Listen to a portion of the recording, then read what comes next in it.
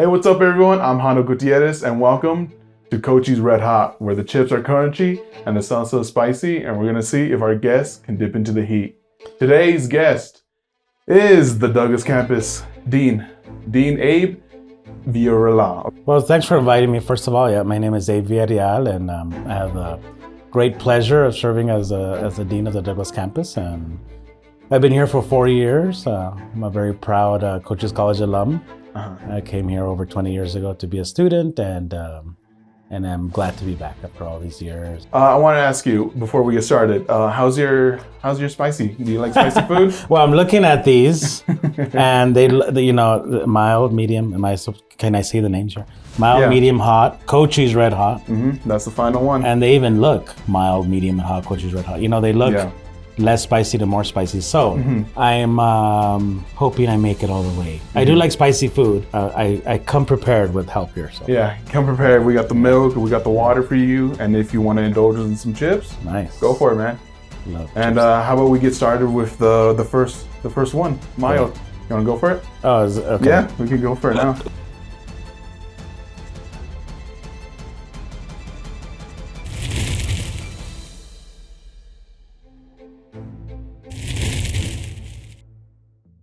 This is going to be very embarrassing if I can't make it up to the mild. I think it'll now, be good. I make salsas at home all the time. Oh, really? I love making salsas. I'm going to try to guess what's in this. Are you ready? One. Ready? All right, there you go.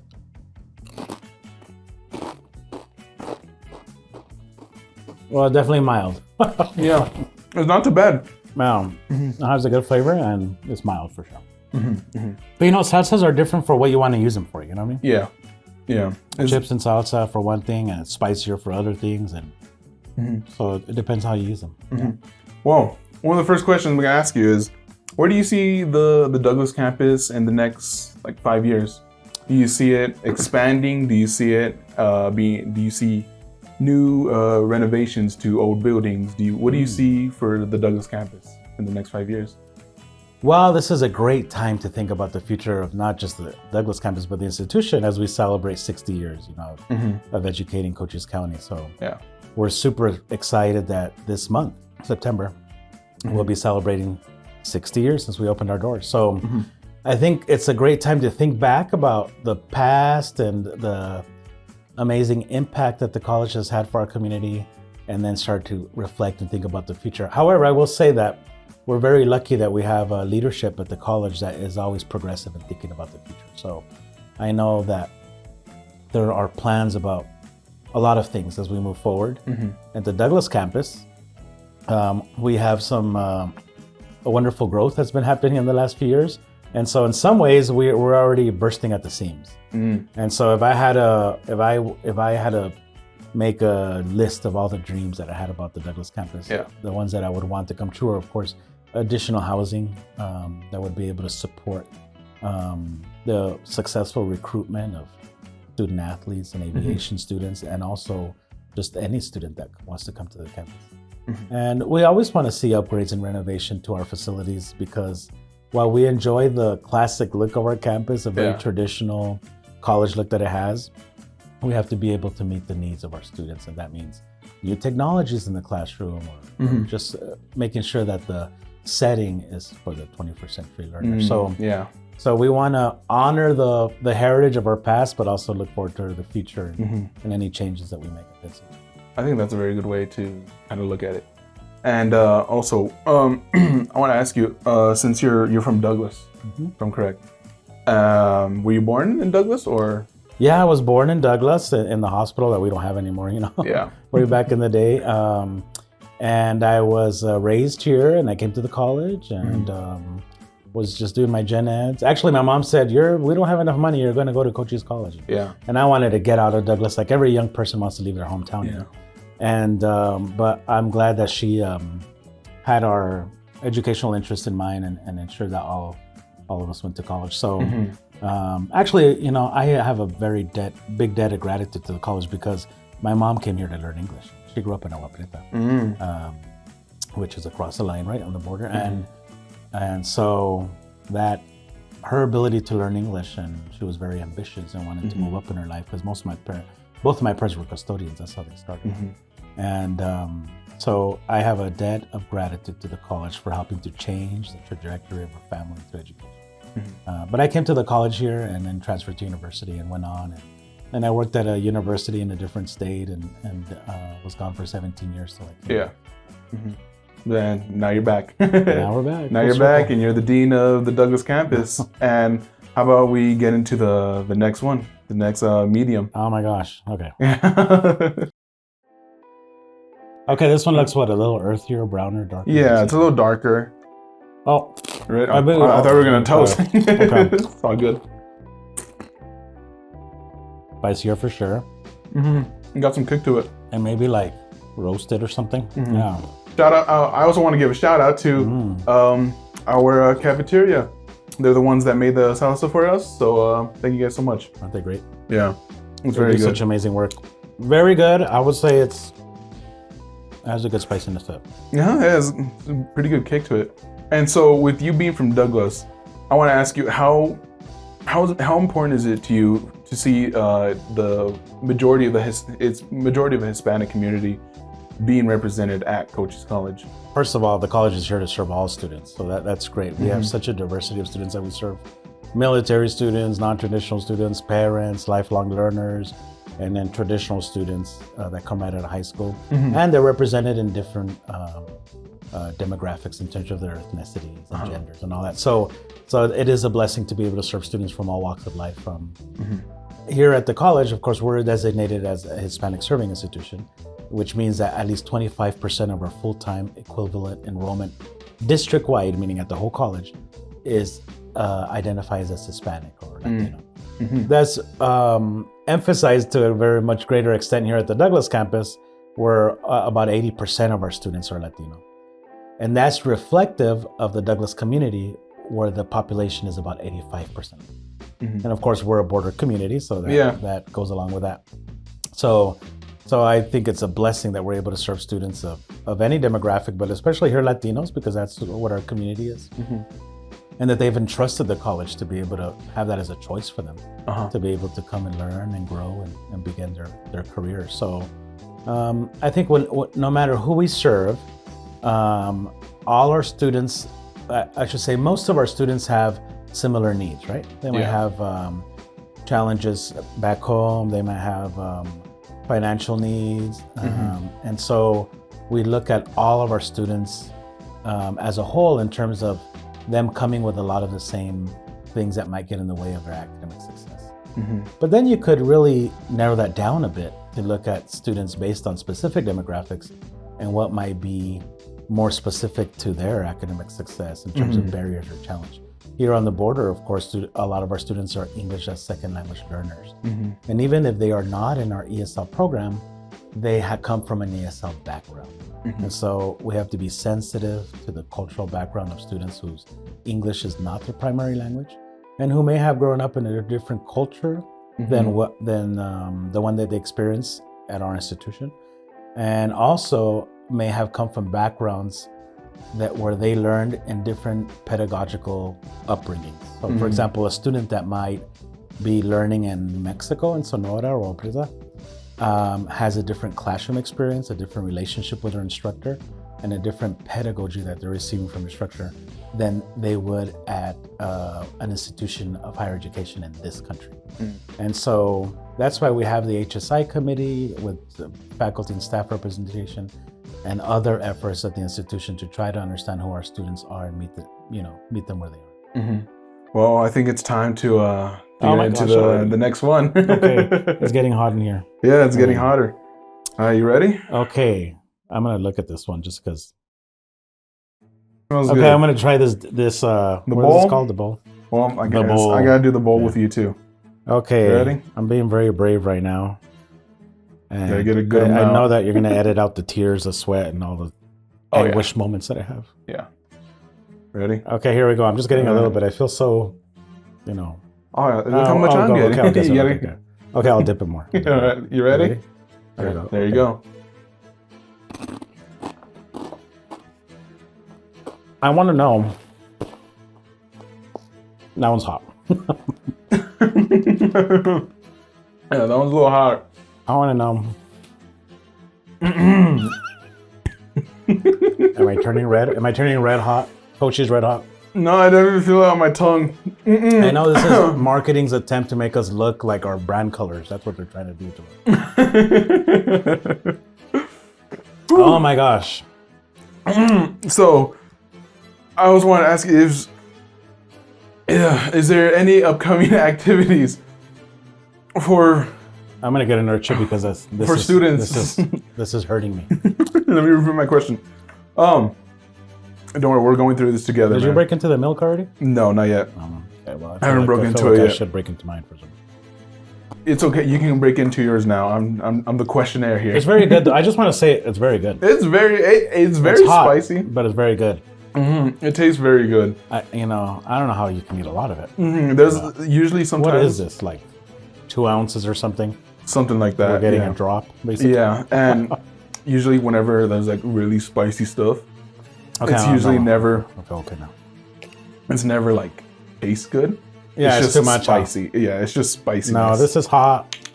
It's a little warm in here. I feel like there's no ventilation at the moment. I'm getting warm. Okay, it's getting warmer in here. It's good.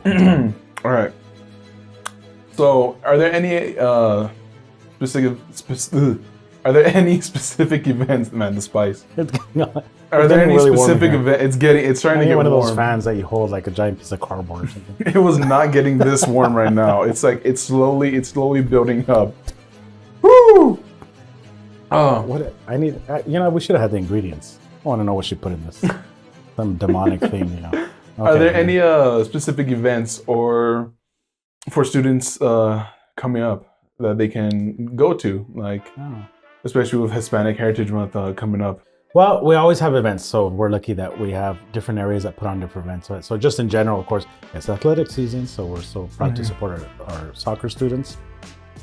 And rodeo is about to get out there, and we have the baseball fall season just came out. So I just want to mention our amazing student athletes, because I forgot to mention last time that our students come from 30 different countries. And most of them are on this campus. Okay, so if anyone's around and they go to the Kipas and the Student Union, we have a map up right now where our students have very proudly put a pin everywhere they come from. Some even just on the whatever states they come from, the U.S. And so that's it's little things like that that make sure that we give our students a sense of belonging, where they can share who they are, their identities, and where they come from. And it's wonderful to work at a campus that has such diversity, because you see students learning from each other and opening their eyes to different cultures. So Mexican independence coming up. Did you ever go to the fiestas as a kid, or even now? Do you go like? I go to them now, actually. As a kid, not so much. Yeah. As a kid, I didn't actually cross the border a lot. I would cross the border to visit family, or to go to the dentist, or to get a haircut. Now I cross the border every day, and I spend a lot of my time outside of work on the other side of the border. And I think I do that because as I get older in age and maturity and knowledge, I learn to appreciate the complexities of living on both sides of the border. Living in the borderlands is like no other place in the world. You're living with two cultures and two languages and two ways of thinking and existing, and the politics of both sides and all that. And that's why it really is a big blessing to be able to serve the students at the border. We have partnerships with the city of Douglas for the bus system, and the consulate for support that students might need legally. And we have an international students office with a wonderful person that helps them with all their visas. And so we've invested on all that to make sure that those barriers are eliminated for students from the border. But now that I'm a little bit older, I go and enjoy the fiestas and appreciate what Mexican Independence Day is, And that, it's important to remember too, So on September 16th, we celebrated Mexican Independence Day. And I encourage people out there to just Google it and research what that day means, because it's different than Cinco de Mayo and other things that people think about sometimes, right? And so every country's independence is important. So I love to go out there and eat the food. And it just happens to be we live right next to it. We live right there. But sometimes, you can't see what's right in front of you. You know what I mean? Yeah. Sometimes you can't see the beauty of literally what's right in front of you, like wherever you grow up, And so I encourage everyone that's in the borderlands, whether you're living here all your life or part-time, to enjoy the beauty of the borderlands in whatever way you choose to do. Well, I'm definitely excited for Mexican Independence Day coming up. Got a lot planned for that day, and looking forward to the events. And I think it's time for the final one, for the final Cochise Red Hot. You ready? My gosh, no, I'm not ready. Not ready. I'm still on the hot. Oh my gosh, look how meaty it looks. Yeah, it's not moving. We should just take a shot of it. It's not moving. Yeah, it's not moving. Oh my gosh, I might get less than the other ones. Mm-hmm. Oh my gosh, let me just crack this open because just get ready now. Get ready, God. What else do we have? EMT. We should have our EMT program outside ready to support us just in case. It'll be good training for them. Yeah. Okay, are we ready? Oh my gosh. Yeah, I'm ready. I think I'm gonna go for another bowl one. Oh no, I'm not. I don't want to make the same mistake twice. Yes, these wonderful ladies at the dining hall. Oh my gosh, they did a great job. The taste, the flavor is wonderful. Yeah. Oh my gosh, it even looks like they just poured seeds in here. Are you ready? Yes, sir. That's how much I got. Yeah. Cochise Red Hot. Cochise Red Hot. You put a lot. I'll go all in. You know, that one doesn't taste that good. You know what? I don't think I put a lot, so I'm gonna put one more. But I can feel the heat. You put too much. Have a little. I don't wanna act like I cheated here. That one's hot. That's how it's very hot. That one's hot. Oh yeah. I guess you could say it's Cochise Red Hot.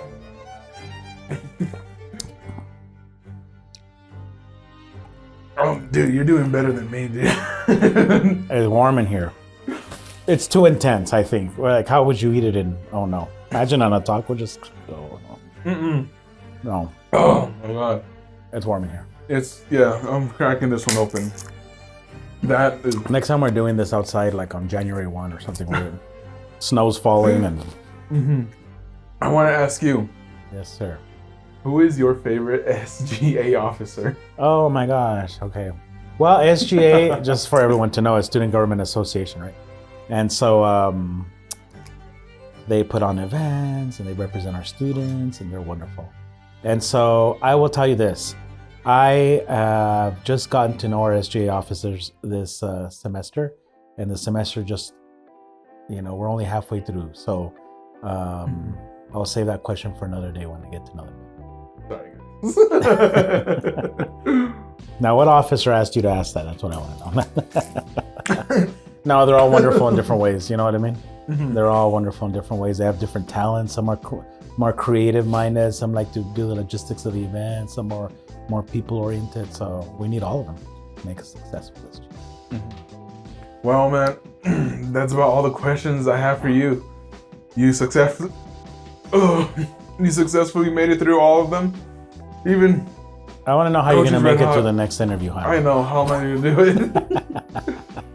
You did a lot more better than me.